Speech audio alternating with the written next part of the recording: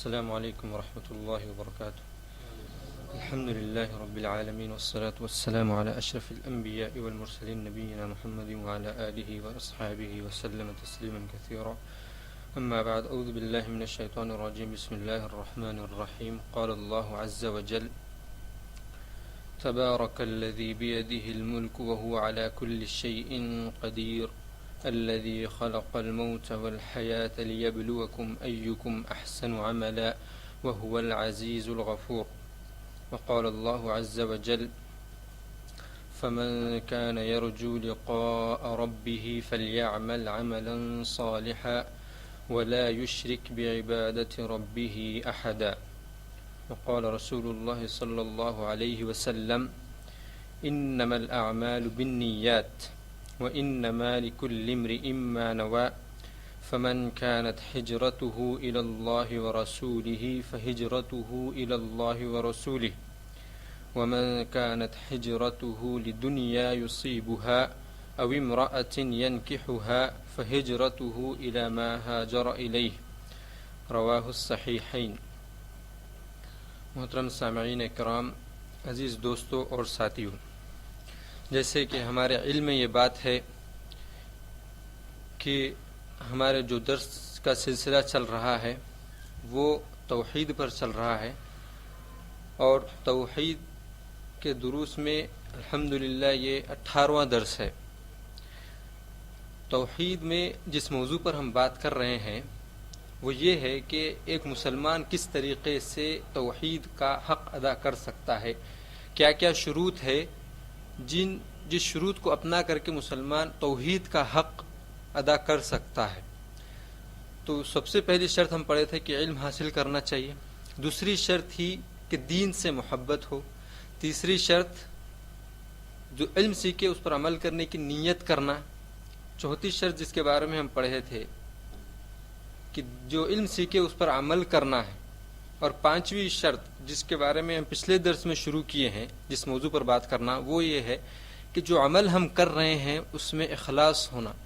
اور پچھلے درس میں ہم پڑھے تھے کہ اخلاص کا کیا مطلب ہے. نیت کے دو معنی ہیں، ایک ہے عبادات میں فرق کرنا نیت کا مطلب، اور ایک ہوتا ہے نیت کا مطلب اخلاص. اخلاص دل کی چیز ہے، ظاہری چیز نہیں ہے. لغت میں، عربی زبان میں اخلاص کا معنی ہوتا ہے کسی چیز کو پاک و صاف کرنا، اور اصطلاحی زبان میں قرآن اور حدیث میں لغت اخلاص کا معنی ہوتا ہے کسی بھی عمل کو سچے دل سے کرنا اور اس عمل کو تمام شرک کے اقسام سے دور رکھنا. اور ہم پچھلے ہفتے یہ پڑھے تھے کہ عمل دو قسم کے ہیں، دل کے اعمال اور جواہر کے اعمال، پیر، ہاتھ، آنکھ، کان، منہ، اس کے اعمال. دوسرے شرک کی دو قسمیں ہیں، شرک اکبر، شرک اصغر. شرک اکبر جو سجدہ کسی غیر اللہ کے سامنے کرنا، اور شرک اصغر ریاکاری کرنا، دکھاوا کرنا. یہ چیز ہم پچھلے ہفتے پڑھے تھے. اور یہ بھی پڑھے تھے کہ اخلاص کے بغیر کوئی عمل قبول نہیں ہوتا ہے، اور اس کی دلیل یہ لیے تھے کہ رسول اللہ صلی اللہ علیہ وسلم کو حکم دیا گیا تھا اخلاص کا. اللہ تعالیٰ نے ارشاد فرمایا: قل اللہ اعبد مخلصا لہ دینی. اس آیت کے بارے میں ہم پڑھے تھے. اور یہی پڑھے تھے کہ چھوٹا سا چھوٹا عمل اخلاص ہونے کی وجہ سے وہ عمل آپ کو جنت میں پہنچا سکتا ہے، اور بڑے سا بڑا عمل اگر اس میں اخلاص نہ ہو تو وہ عمل آپ اللہ تعالیٰ کی نظر میں اس پتے کی طرح، اس سوکھے پتے کی طرح ہے جس کی قدر ایک جانور بھی نہیں کرتا ہے. اس سے بھی بدتر اللہ تعالیٰ کے پاس ہے اگر وہ بڑا عمل بھی ہو، اخلاص نہ ہو اس میں. یہاں تک ہم پچھلے درس میں ہم پڑھے تھے.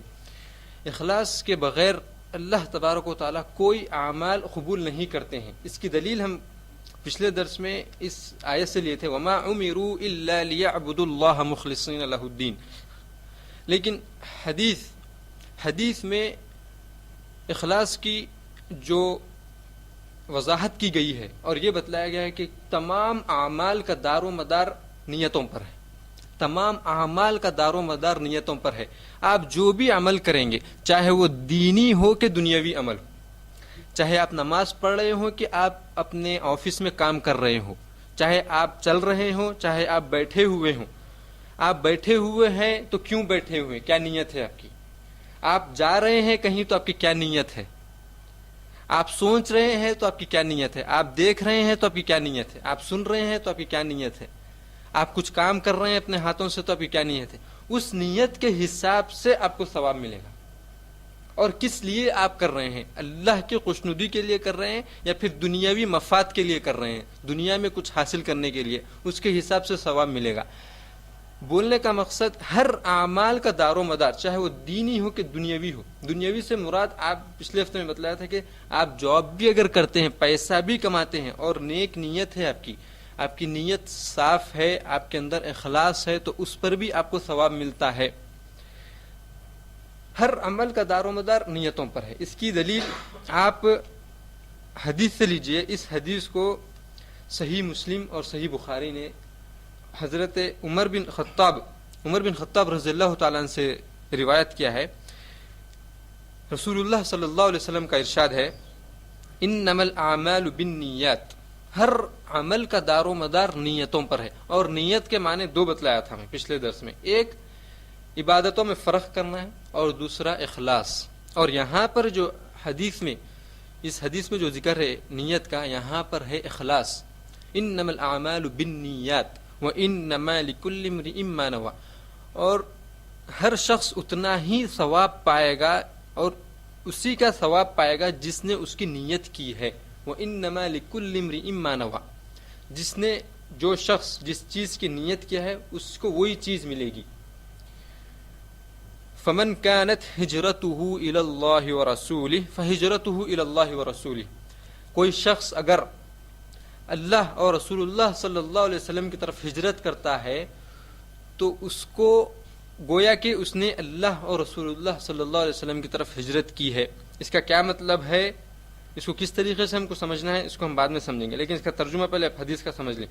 ومن كانت ہجرته لدنیا یصیبها، اور جس شخص نے دنیا کے لیے ہجرت کی ہے تاکہ اسے دنیا حاصل ہو جائے، او امرأة ينكحها، یا پھر وہ کسی عورت سے شادی کرنے کے لیے ایک مکان سے دوسرے مکان کو جا رہا ہے، تو فہجرته الى ما هاجر الیہ، تو اس کی ہجرت، اس کا جانا اسی کے لیے ہے جس کے لیے وہ گیا ہے۔ اس حدیث میں چند چیزیں ہیں، چند باریکیاں ہیں جس کو ہم کو سمجھنا ضروری ہے۔ یہ حدیث سب سے بڑی دلیل ہے کہ ہر عمل کا دار و مدار نیتوں پر ہے، اخلاص ہونے پر اس کا ثواب ملے گا۔ ہر شخص جو نیت کرتا ہے اس کو اسی کے حساب سے اس کا بدلہ دیا جائے گا۔ اس حدیث میں بیان کیا گیا کہ جو شخص اللہ اور رسول اللہ صلی اللہ علیہ وسلم کی طرف ہجرت کرے تو اس نے اللہ اور رسول اللہ صلی اللہ علیہ وسلم کی طرف ہجرت کی ہے۔ اس کا کیا مطلب ہے؟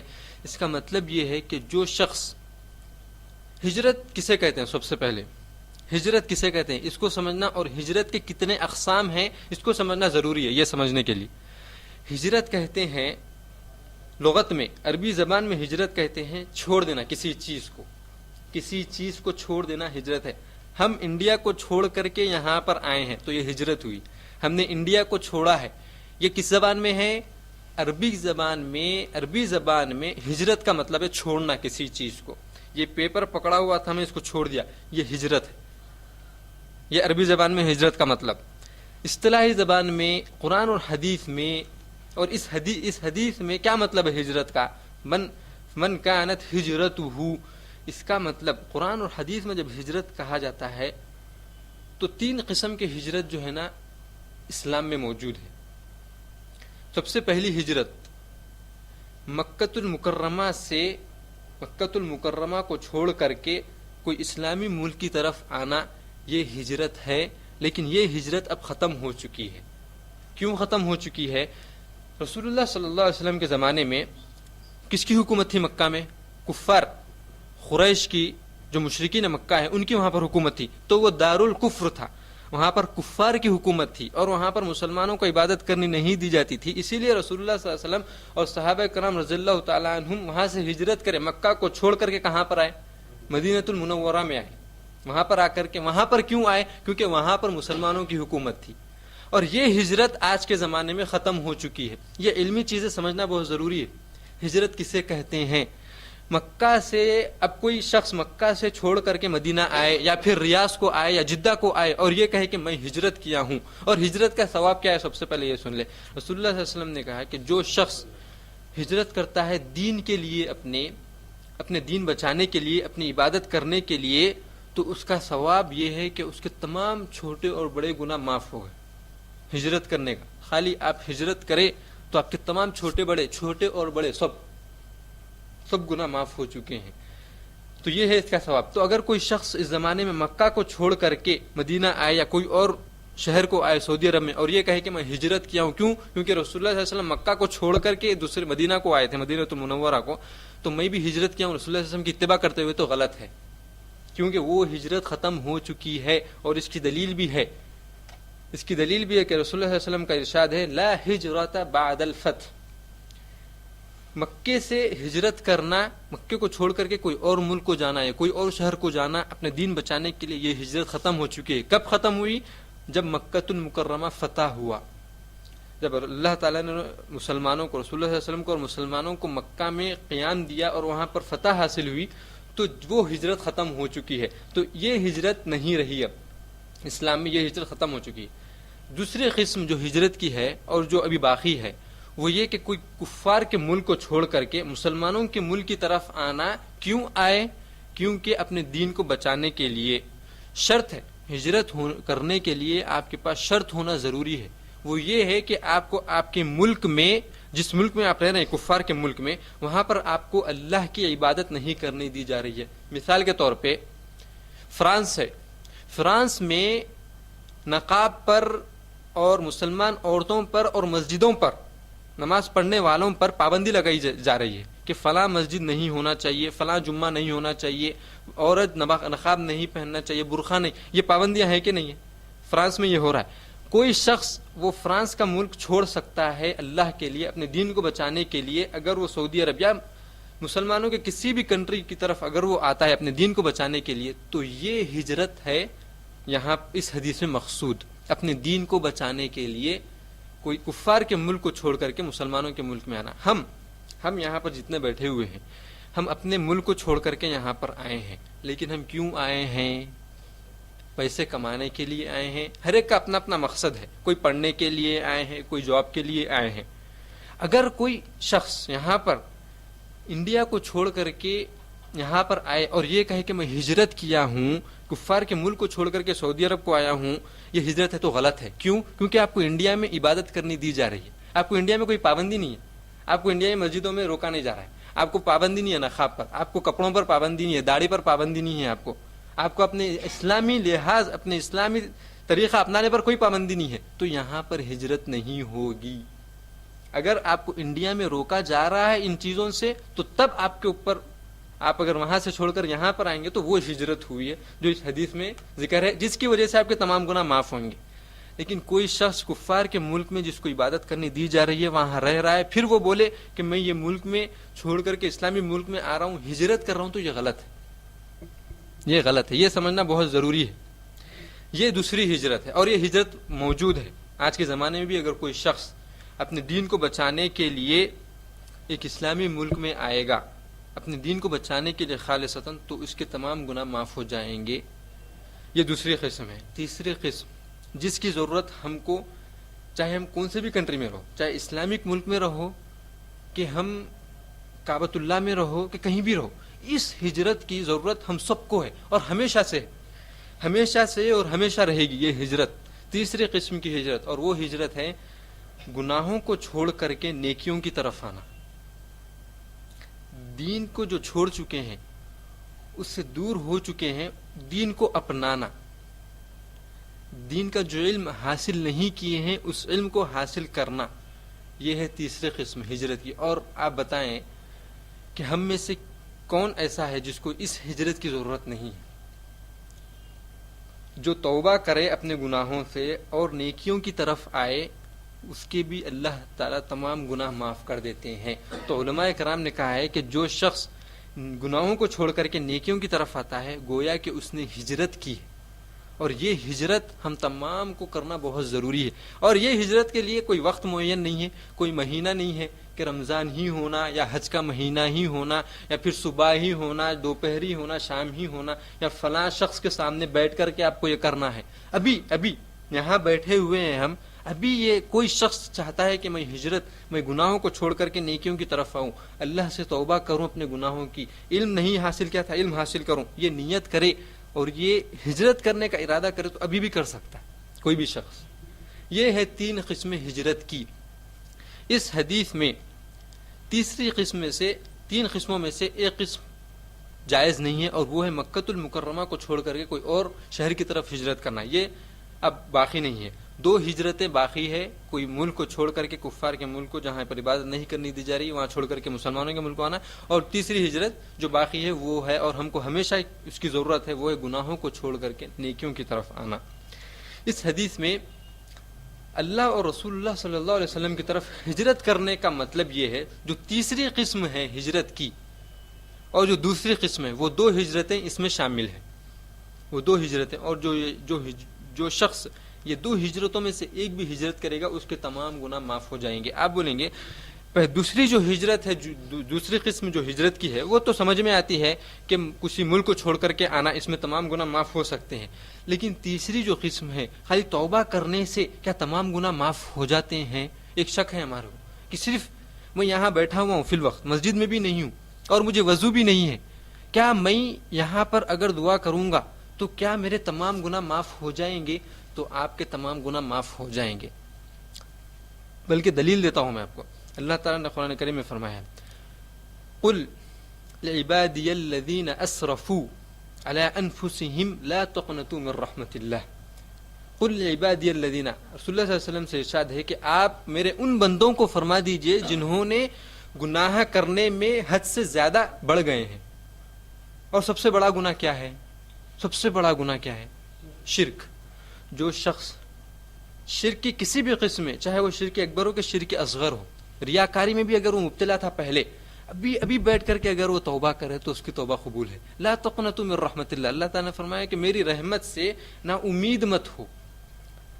رات کے کسی بھی حصے میں، دن کے کسی بھی وقت میں میں توبہ کرنے والے کی توبہ کو قبول کرنے کے لیے تیار ہوں، بشرطے کہ سورج مشرق سے طلوع ہونے سے پہلے ہو توبہ، اور جو شخص توبہ کرنے والا ہے اس کی موت کا وقت قریب نہ آ جائے، یعنی اس کو غرغرے کا وقت نہ آ جائے، اس کا نفس، اس کی جان حلق میں نہ اٹکی ہو، اس سے پہلے اگر وہ توبہ کر لے تو اللہ تعالیٰ توبہ قبول کرنے والے.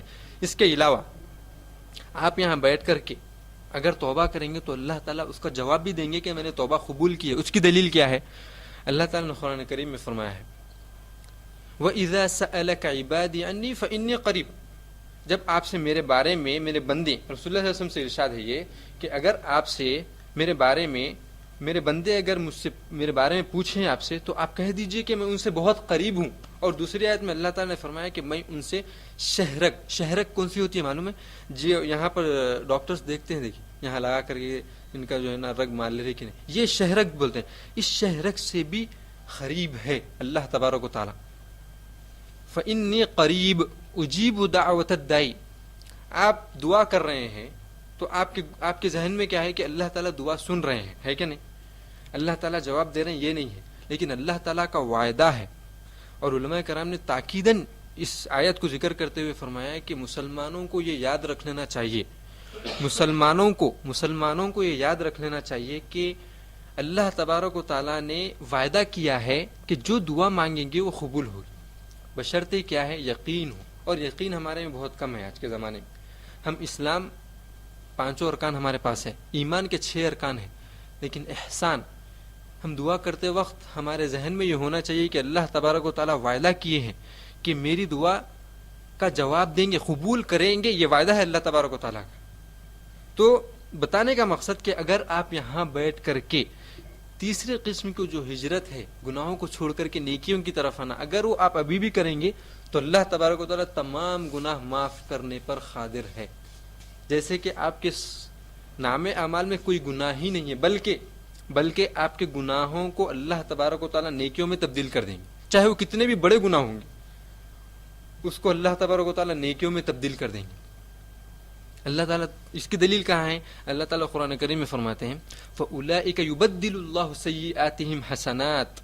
سیئات گناہوں کو کہتے ہیں، حسنات نیکیوں کو کہتے ہیں. اللہ تعالیٰ کہتے ہیں جو شخص میری طرف خالص نیک نیت سے توبہ کرے تو میں اس کے تمام گناہوں کو نیکیوں میں بدل دیتا ہوں. اولئک یبدل اللہ سیئاتہم حسنات. تو اس حدیث میں ہم کو یہ پوائنٹ ملتا ہے کہ ہم کو دو قسم کی ہجرتیں موجود ہیں. ایک ہے کفار کے ملک کو چھوڑ کر کے مسلمانوں کے ملک میں آنا، اور دوسری ہے گناہوں کو چھوڑ کر کے نیکیوں کی طرف آنا. اس کے بعد اسی حدیث میں اب یہ ایک نقطہ ہے، اور وہ یہ ہے کہ اس حدیث میں رسول اللہ صلی اللہ علیہ وسلم نے فرمایا کہ جو شخص دنیا کی طرف ہجرت کا یعنی کمانے کے لیے، پیسہ حاصل کرنے کے لیے، دنیا حاصل کرنے کے لیے جو شخص ہجرت کیا ہے، اپنے ملک کو اپنے گھر کو چھوڑ کر کے آیا ہے، تو کوئی اور شخص ہے جو شادی کے لیے کسی عورت سے شادی کرنے کے لیے ملک چھوڑ کر کے آیا ہے یا شہر چھوڑ کر کے آیا ہے، تو اس کو وہی چیز ملے گی جس کی اس نے نیت کی تھی نکلتے وقت.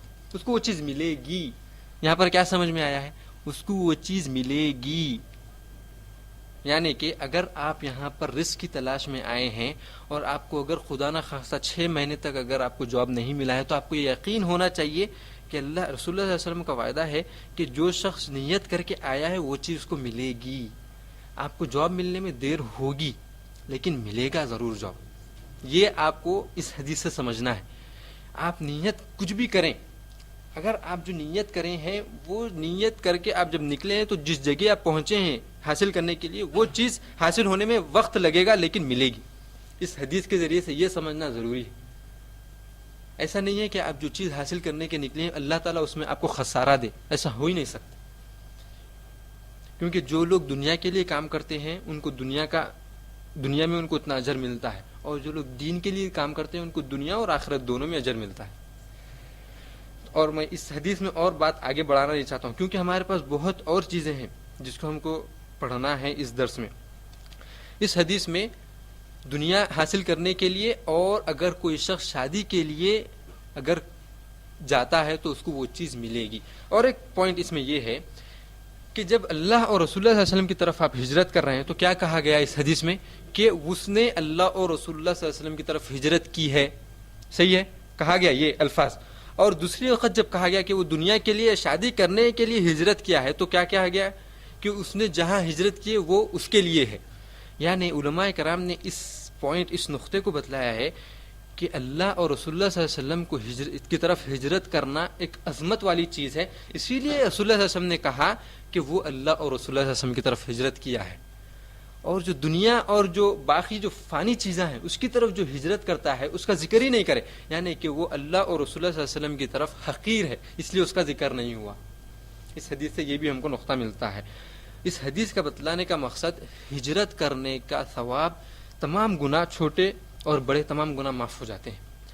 ہمارے جو سلف صالحین تھے، جو پہلے جو ائمہ کرام گزرے ہیں، جو علماء کرام گزرے ہیں، ان کی آپ ایک مثال لیجئے کہ ان کے پاس کتنا اخلاص تھا اور وہ اخلاص کو کس طریقے سے پہچانتے تھے. اور آپ کو اس عالم دین جو پہلے گزرے ہیں جن کا نام ابن جوزی رحمہ اللہ ہے، ان کے ذریعے سے آپ کو معلوم ہوگا کہ آپ ایک شخص کو دیکھ کر کے معلوم کر سکتے ہیں کہ اس کے پاس اخلاص ہے یا نہیں ہے. ظاہری طور سے دل کو دیکھنا، دل کی چیزیں معلوم کرنا انسان کے بس میں نہیں ہے. کسی فرشتے، کسی جن، کسی رسول اور نبی کے بس میں بھی نہیں ہے دل کی چیزوں کو معلوم کرنا. لیکن ظاہری چیزوں سے معلوم کر سکتے آپ کہ کیا اس شخص کے اندر اخلاص ہے یا نہیں ہے.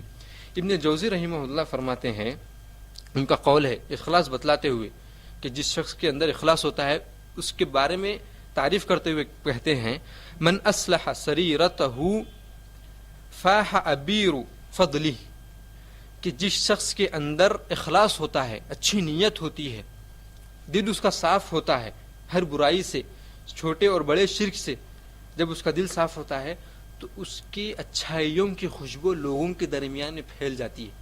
فاح ابیر فضلہ، تو اس کی اچھائیوں کی خوشبو لوگوں کے درمیان میں پھیل جاتی ہے. اس کے بعد کیا کہا انہوں نے؟ اس کے بعد ان کا ارشاد ہے وَأَبْقَتِ الْقُلُوبُ بِطِيبِهِ، اور لوگوں کے دل اس خوشبو سے معطر ہو جاتے ہیں. یہ جو کلمہ ابن جوزی رحمہ اللہ کا ہے یہ بہت ہی دقیق اور بہت ہی سمجھنے والا جملہ ہے، اور اسی جملے سے آپ ہر شخص کو دیکھ کر کے، اس کی بولنے کے طریقے کو دیکھ کر کے، اس کے کام کرنے کے طریقے کو دیکھ کر کے آپ بول سکتے ہیں کہ کیا اس کے پاس اخلاص ہے یا نہیں۔ اس میں ابن جوزی رحمہ اللہ سب سے پہلے کیا فرمائے کہ جس شخص کے پاس اخلاص ہوتا ہے اس کی اچھائیوں، اس کی نیکیوں کی خوشبو لوگوں کے درمیان پھیل جاتی ہے۔ کیا مطلب کہ جب اس کا قول اس کے زبان سے نکلتا ہے تو سیدھا لوگوں کے دل میں پیوست ہو جاتا ہے۔ بعض لوگوں کے آپ جو ہے نا دروس، یا پھر جو ہے نا جیسے میرے جیسے لوگوں کے آپ دروس سنے ہوں گے، ایک کان سے سن کر دوسرے کان سے اڑا دیتے ہیں ہم، ہے کہ نہیں؟ دل میں نہیں بیٹھتی بات بعض لوگوں کی۔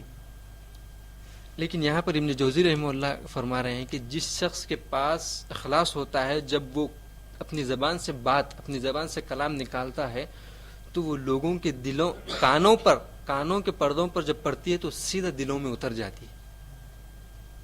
اور جس شخص کے پاس اخلاص نہیں ہوتا تو اس کا زبان سے نکلتی ہے بات، لیکن لوگوں کے کانوں میں یہ کان سے داخل ہوتی ہے، یہ کان سے نکل جاتی ہے۔ اللہ تبارک و تعالیٰ مجھے اور آپ کو ان لوگوں میں سے بنائے جن کی بات لوگوں کے دلوں میں بیٹھ جائے، یعنی اللہ تبارک و تعالیٰ ہمارے دلوں میں اخلاص پیدا کرے۔ تو ابن جوزی رحمہ اللہ کہتے ہیں کہ جس شخص کے پاس اخلاص ہوتا ہے اس شخص کی اچھائیوں کی خوشبو لوگوں کے درمیان پھیل جاتی ہے، اور وہ خوشبو کی وجہ سے لوگوں کے دل معطر ہو جاتے ہیں۔ جب وہ شخص کی بات زبان سے نکلی اور سننے والے شخص کے دل میں جب وہ بیٹھی تو وہ شخص چاہتا ہے کاش میں اس چیز پر عمل کرتا، کاش میں بھی اس چیز پر عمل کرنے والا ہوتا، کاش میں اس چیز کو اپناتا۔ یہ ان کے دلوں میں جو خواہش پیدا ہوئی ہے، یہی ہے اس اخلاص والے شخص کی طرف سے خوشبو۔ یعنی خوشبو عطر کی خوشبو نہیں ہے یہ انسان، اور یہ خوشبو اسی شخص کو حاصل ہوتی ہے جس کے پاس صاف دل ہو، جس کے پاس گناہیں ہوں، اس کے دل میں یہ بات نہیں بیٹھتی۔ اور جو شخص کے بول رہا ہو اگر اس کے دل میں گناہیں ہوں، اس کا دل گناہوں سے بھرا ہوا ہو، تو اس کے زبان سے جو بات نکلتی ہے وہ لوگوں کے دلوں میں پیوست نہیں ہوتی۔ یعنی اس کا مطلب کیا ہوا کہ آپ اگر کسی شخص کو دیکھ کر کے پہچاننا چاہ رہے ہیں ظاہری چیزوں سے کہ یہ شخص کے پاس اخلاص ہے یا نہیں ہے، تو آپ دیکھیں کیا وہ جب کلام کر رہا ہے، کیا وہ جب کوئی بات بول رہا ہے تو کیا میرے دل پر اس کا اثر ہو رہا ہے یا نہیں ہو رہا۔ اگر آپ کے دل پر اس کا اثر ہو رہا ہے تو اس کا مطلب یہ ہوا کہ اس کے دل میں اور اس کے پاس اخلاص ہے۔ اس کی یہ دلیل ہے، اور ابن جوزی رحمہ اللہ کا یہی قول ہے کہ جب انسان کے دل میں اس کی قول جب پیوست ہو جاتا ہے، اس کا کلام جب بیٹھ جاتا ہے، تو یہ دلیل ہے کہ بولنے والے کے پاس اللہ تبارک و تعالیٰ نے اخلاص رکھا تھا۔ اور ایک بات میں بتلا دینا چاہتا ہوں کہ کسی انسان، کسی فرشتے، کسی جن یا کسی نبی اور رسول کے بس میں نہیں ہے کہ کسی انسان کے دل میں کوئی بات بٹھائے۔ میرے بس میں نہیں ہے، میرے بس میں ہرگز نہیں، میں یہاں بیٹھا ہوا ہوں بول رہا ہوں، لیکن میرے بس میں یہ ہرگز نہیں ہے کہ میں آپ کے دل میں کسی بھی چیز کو اتار سکوں، ہرگز نہیں۔ جب اللہ تبارک و تعالیٰ چاہیں گے تو آپ کو یہاں پر لے کر کے آئیں گے اور آپ کو سننے لگائیں گے، اور اس کے علاوہ مجھ جیسے گنہگار سے سننے کا تو کوئی فائدہ نہیں ہے۔ لیکن آپ دیکھے ہوں گے بعض دوسرے حضرات جو علماء کرام ہیں ان کے پاس آپ بیٹھے ہوئے ہوں گے، اور وہاں پر جب آپ درس سنتے ہیں، اگر ان کی بات جب دل میں پہنچتی ہے تو اس کا مطلب یہ ہوا کہ وہ جو عالم دین ہے ان کے پاس اخلاص موجود ہے۔ اگر اخلاص نہیں ہوتا تو اللہ تبارک و تعالی مخلوق جو سامنے جو سننے والا جو شخص بیٹھا ہے اس کے دل میں وہ بات نہیں اترتی۔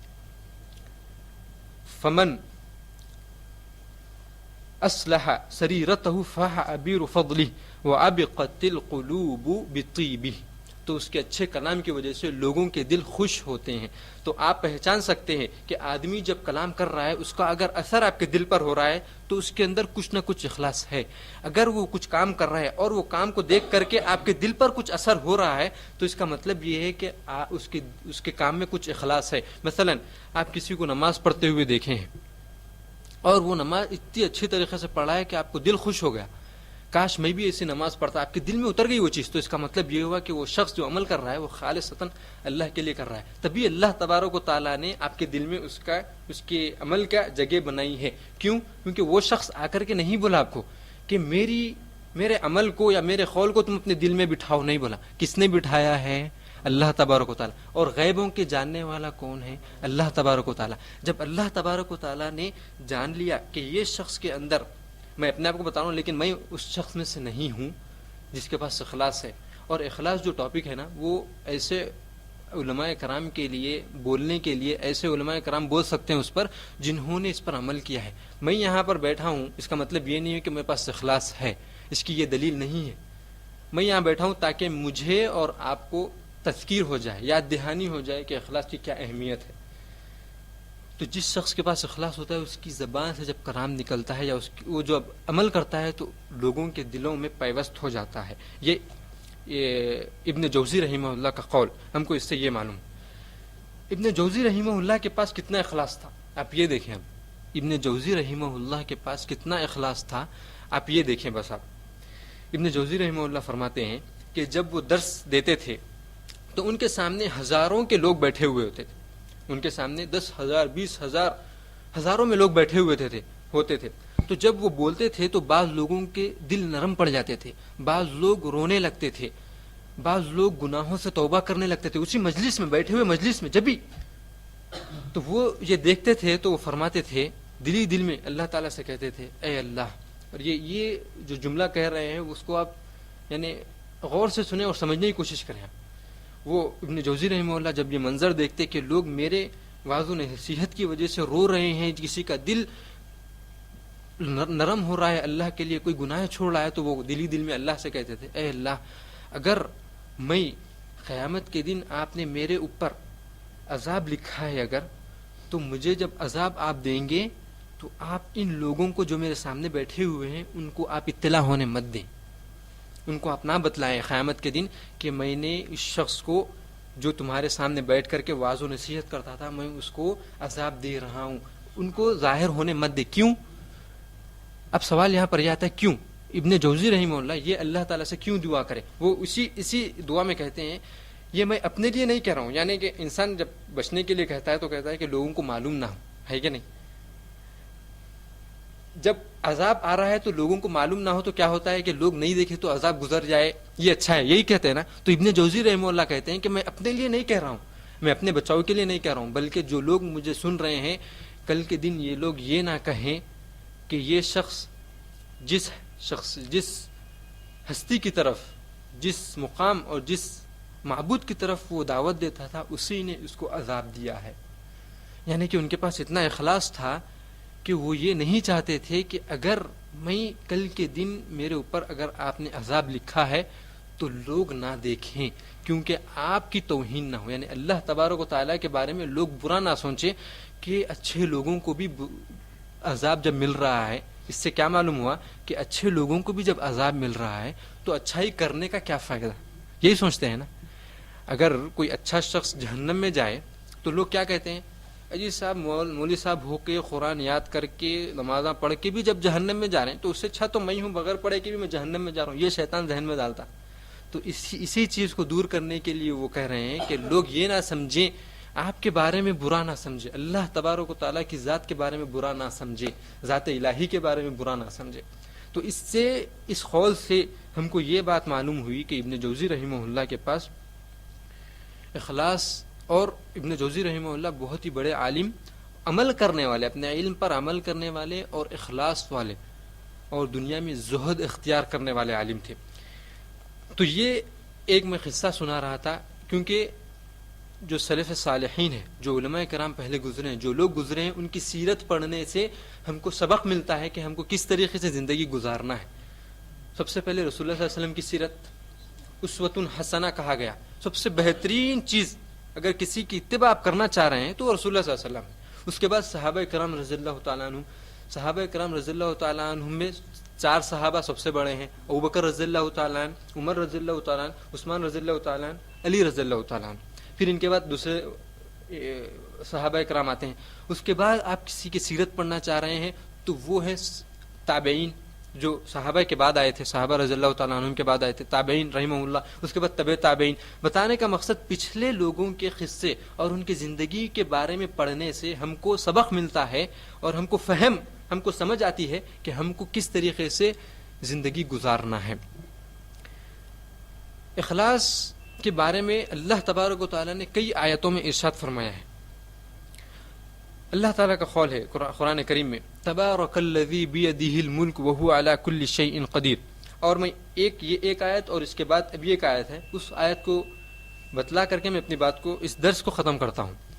تبارک الذی بیدہ الملک وہو علی کل شیء قدیر، یہ سورہ ملک کی شروع کی آیت، سب سے پہلی آیت، بہت ہی بابرکت ذات ہے وہ جس کے ہاتھ میں تمام چیزوں کی ملکیت ہے اور وہ ہر چیز پر قادر ہے، یہ پہلی آیت ہے۔ دوسری آیت الذی خلق الموت، اس آیت میں اخلاص کا ذکر ہے، دیکھیں آپ کس طریقے سے، الذی خلق الموت والحیات لیبلوکم ایکم احسن عملا، کون ہے وہ مالک؟ وہ ہے جس نے زندگی اور موت کو پیدا کیا ہے، الذی خلق الموت والحیات لیبلوکم، تاکہ انسانوں کو اور جنوں کو آزمائے، ایکم احسن عملا، کہ تم میں سے کون اچھا عمل کرتا ہے، وہ العزیز الغفور، اور وہ بہت ہی عزیز اور غفار ہے۔ اس آیت میں اخلاص کا کہاں پر ذکر ہے؟ فضیل بن عیاض ایک بہت ہی بڑے عالم گزرے ہیں، فضیل بن عیاض، وہ اس آیت کی تفسیر کرتے ہوئے فرماتے ہیں احسن عملا، ایکم احسن عملا جو ہے، احسن عملا سے مراد، علماء کرام نے کئی تفسیریں کی ہیں، اس میں فضیل بن عیاض رحمہ اللہ فرماتے ہیں کہ احسن عملا سے مراد ہے جو خالص، جو اخلاص کے ساتھ اور جو ثواب ہو وہ عمل مراد ہے۔ کیا مطلب اس کا؟ جو خالص ہو اور ثواب ہو، خالص سے مراد جو اللہ کے لیے کیا گیا ہو، اور ثواب سے مراد جو رسول اللہ صلی اللہ علیہ وسلم کی اتباع کرتے ہوئے کیا گیا۔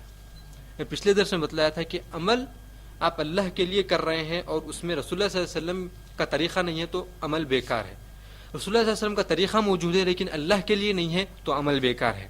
کیا مطلب ہوا اس کا؟ احسن عملا میں دونوں چیزیں موجود ہیں، اخلاص بھی ہو، اللہ کے لیے بھی ہو، اور رسول اللہ صلی اللہ علیہ وسلم کی اتباع کرتے ہوئے ہو، ان کے بتائے ہوئے طریقے پر ہو۔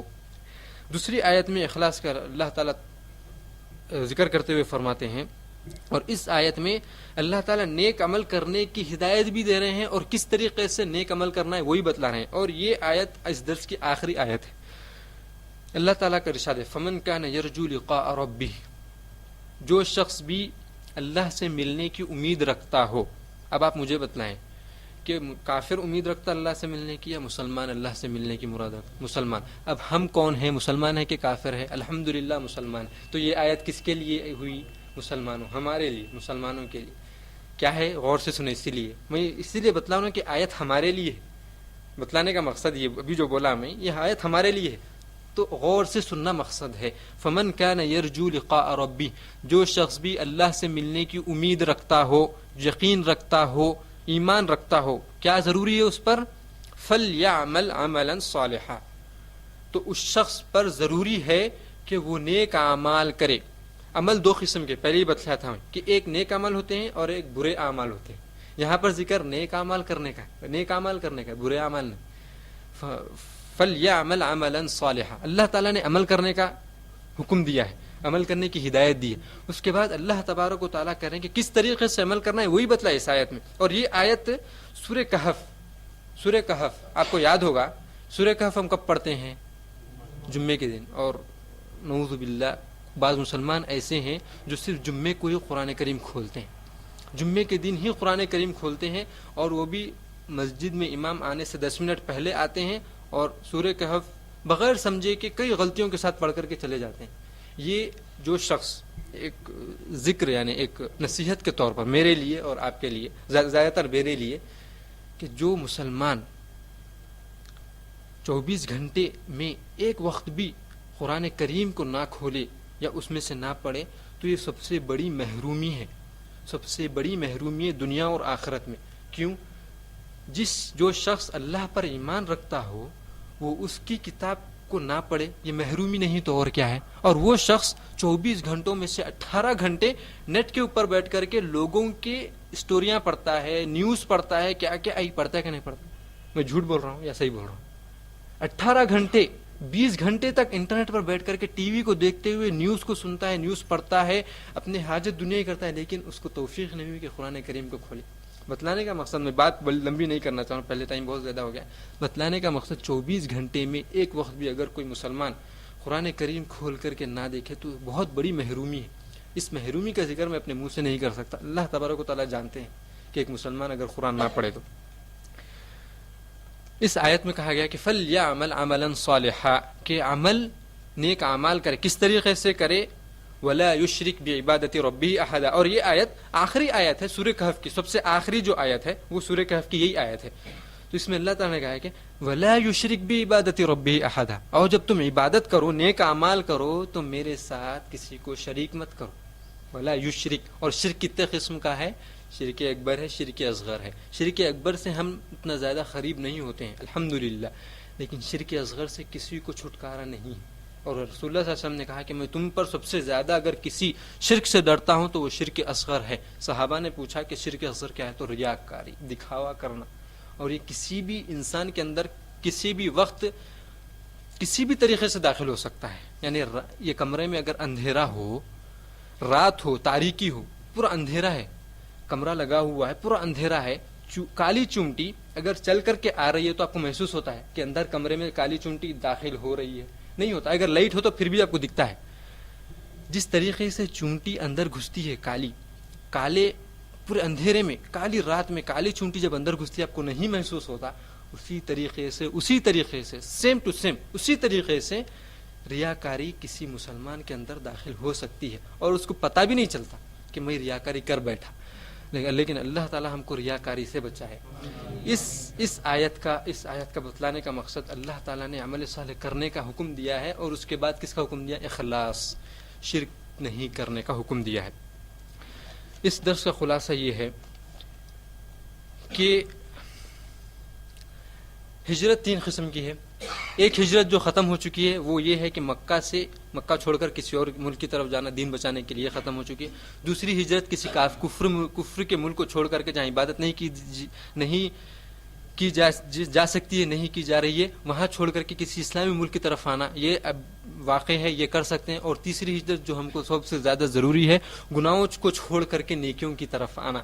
یہ چیز پہلی چیز. دوسری چیز ہم کو ادھر سے یہی معلوم ہوئی کہ جس شخص کے پاس اخلاص ہوتا ہے، اس کے زبان سے نکلے ہوئے کلمات لوگوں کے دلوں میں اللہ تبارک و تعالیٰ بٹھا دیتے ہیں، اور جب وہ عمل کرتا ہے تو اللہ تبارک و تعالیٰ وہ عمل لوگوں کے دلوں میں بٹھا دیتے ہیں. یہ دوسری چیز.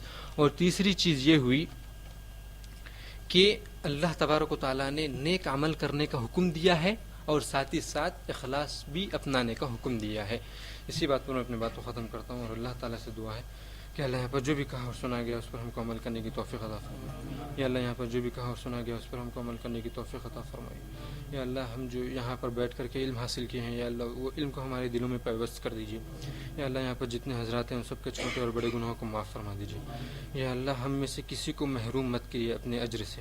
یا اللہ ہم میں سے کسی کو اپنے اجر سے آپ محروم مت کیجیے. یا اللہ آپ ہم میں سے کسی کو آپ اپنے اجر و ثواب سے محروم مت کیجیے. یا اللہ جتنے مسلمانوں کا انتقال ہو چکا ہے اور جتنے زندہ ہیں اللہ ان سب کے چھوٹے اور بڑے گناہوں کو معاف فرما دیجیے. یا اللہ جتنے مسلمان جہاں پر ہی پریشان حال ہیں اللہ ان کے پریشانیوں کو دور کر دیجیے. یا اللہ جتنے مسلمان شرک جیسی خطرناک چیز پر ہیں اللہ ان کو توحید جیسی نعمت سے نواز دیجیے. یا اللہ جتنے مسلمان توحید پر قائم و دائم ہیں اللہ ان کو مرتے دم تک ان کو توحید پر قائم و دائم رکھیے. یا اللہ ربنا آتنا فی الدنیا حسنۃ وفی الآخرۃ حسنۃ وقنا عذاب النار. وآخر دعوانا الحمد للہ رب العالمین وصلی اللہ وسلم علی نبینا محمد. الحمد للہ رب العالمین. سبحانک اللہم وبحمدک اشہد ان لا الہ الا انت استغفرک واتوب الیک.